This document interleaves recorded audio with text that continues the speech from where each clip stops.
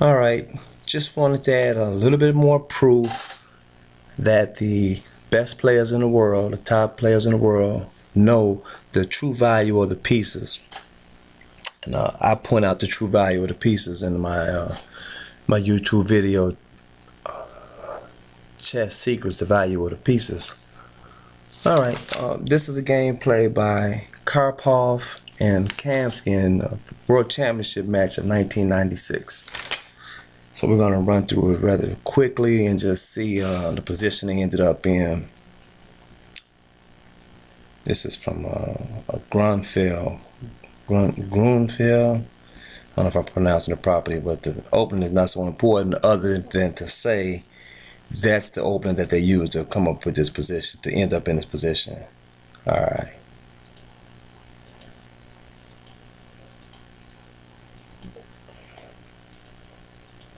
And Kamsky is playing with the black pieces, and Karpov's playing with the white pieces. And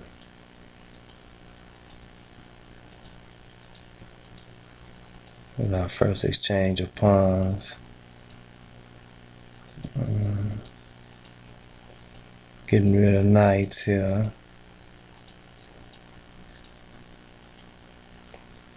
Getting up to a key point in the game. I rushed right through it just to get to the point to just try to, again, we're just trying to prove the value of the pieces and how the best players in the world, the top GMs, they know the value of the pieces.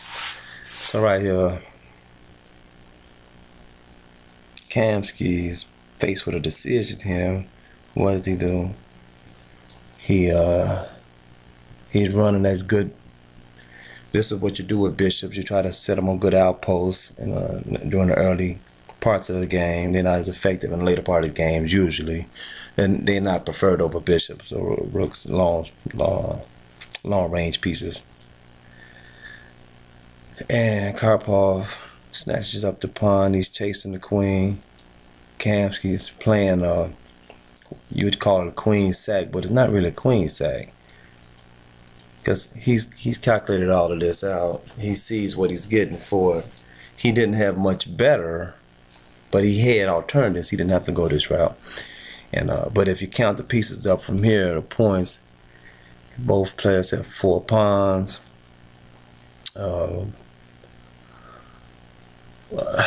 Players have 1 bishop and 1 rook, but then the other player has a bishop and a rook opposite the queen.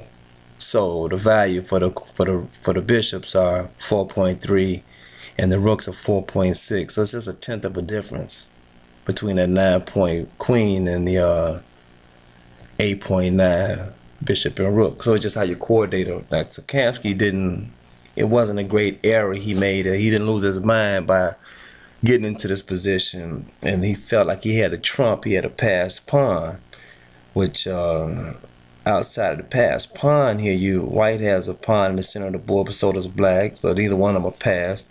And then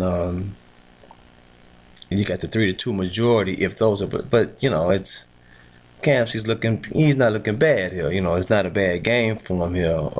You're playing against somebody like Karpov, but we're talking about the best GMs in the world. My point is, Kamsky was not mistaken. He hadn't lost his mind to get into this position. He just knew that this was a basically even position, and that Karpov was going to have his hands full stopping that pawn. So, see the castle, then the rook gets on over. Bishop f5.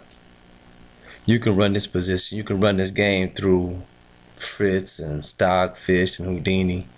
You get different valuations on these positions. This was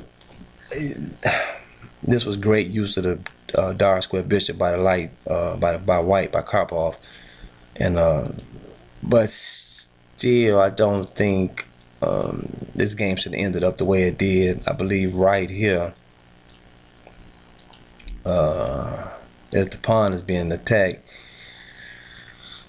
Stockfish at one point, before it got deeper, was saying bishop to c2 for black, but then went ahead and agreed with the move that Kamsky made. Yeah. The advancing of that pawn, may have been a little bit premature, may not have done it as the best way possible, but he's about to lose it. He knows he's getting ready to lose that pawn. So there's the big mistake right there. This is the big blunder. It seals the deal. I don't know. Like I say, you can put this through your favorite engine, play it engine against engine, and see, you know, how would who would come out with the best moves. But this game is point wise is even. That outside pawn makes up for that point difference. So black should have had forced white into some concessions here. I know it might seem strange, but then remember, this is the grandmaster that played this move. He's not out of his mind. He did this in a world championship match. It's not like it wasn't a great blunder. He knows the value of the bishops, and so does Karpov. But this blunder here, you know, I don't know. I'm not certain if he was in time trouble. Could have been. Karpov analyzed the game. He didn't say that that's what happened right here. That Kamsky was in time trouble here, but I know Karpov got into time trouble. He mentioned that himself, and which led to not the very best move down the line.